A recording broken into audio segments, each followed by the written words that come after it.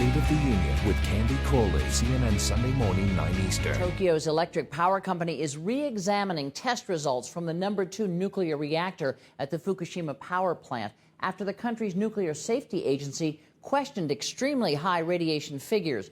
Earlier, the power company said radiation levels are 10 million times the norm in the water at that reactor. With me now here in Washington to discuss the nuclear crisis in Japan, Joe Cirincione, president of the Plowshares Fund, a public grant-making foundation focused on nuclear weapons policy. I have to tell you, we've discussed this every week since it happened, and to me it gets more and more confusing because at first you think, oh my, this is catastrophic, and then people say, oh, you know, it's not that much radiation, it's okay. Can you compare this to something? Can you give me some sense of how serious this is, or I guess could become, since it seems sort of never-ending? This situation is extremely serious. It is an unprecedented situation.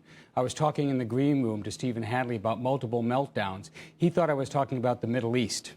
But it's here in these nuclear reactors on the northern shore of Japan that you have an unprecedented situation where you have 6 nuclear reactors lined up in a row, giving new meaning to the definition of nuclear dominoes.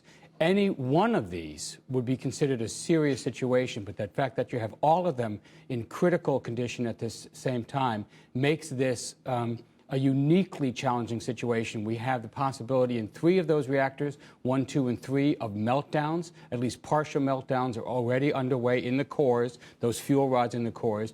And in the 4th reactor, the core was taken out and put in a spent fuel pond, and there, jammed in with other fuel, is the possibility that that could also melt or catch fire. And you have these high radiation levels spiking up, spiking down, leading to a situation that, frankly, no one knows how to end.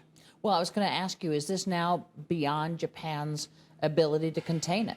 Well, frankly, honestly, I do believe this is beyond the ability of the Japanese authorities and those heroic workers, despite their best efforts, to really contain. You have to understand, what they're doing now is not in any safety manual. There's no plan for moving fire trucks on the beach and pumping seawater into reactor cores. There's no plan for what they're doing in the least threatening facilities, 5 and 6, where they've had to punch holes in the wall to prevent any damage for potential hydrogen explosions. They're literally making this up as we go along. And the real danger is what we've been seeing today, the possibility of high levels of radiation, whether it's going to be 10 million times or just 1,000 times, which is what the reading from one of the other reactors was. That could force the evacuation of workers. If it gets to be a wide-scale evacuation, that means there's nobody to man the pumps, there's nobody to run the control rooms. That means the water levels drop in the pools and in the reactor cores, and that could lead to full meltdowns and possible breach of the containment walls. And full meltdowns and breach of the containment walls means what?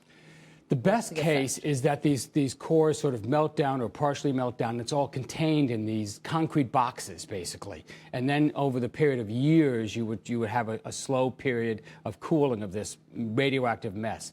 The worst case is that as they completely melt down and they punch through, they breach through the concrete walls, spilling radioactive lava onto the beach, onto the surrounding area, spreading radioactivity over tens or hundreds of square kilometers.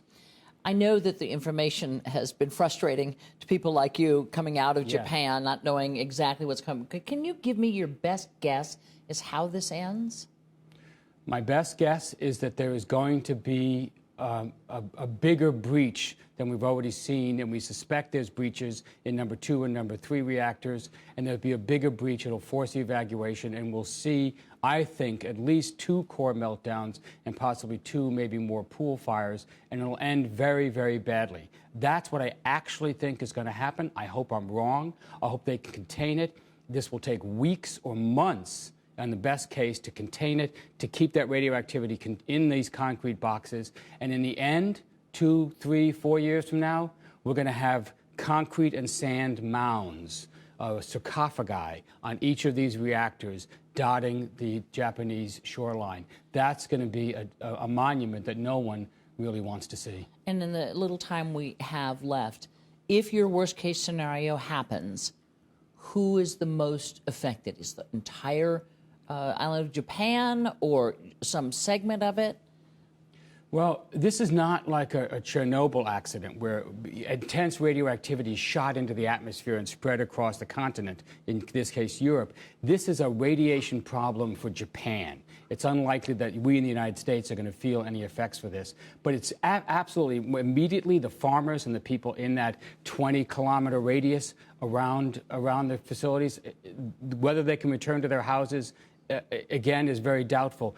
But also the nuclear power industry. Japan depends for over 30% of its electricity on nuclear power. This is a blow that, frankly, I don't think the nuclear power industry in Japan can recover from, and it may cripple nuclear power construction around the world, just as Chernobyl and 3 Mile Island did. So that is the ripple effect that I'd be looking for from this crisis.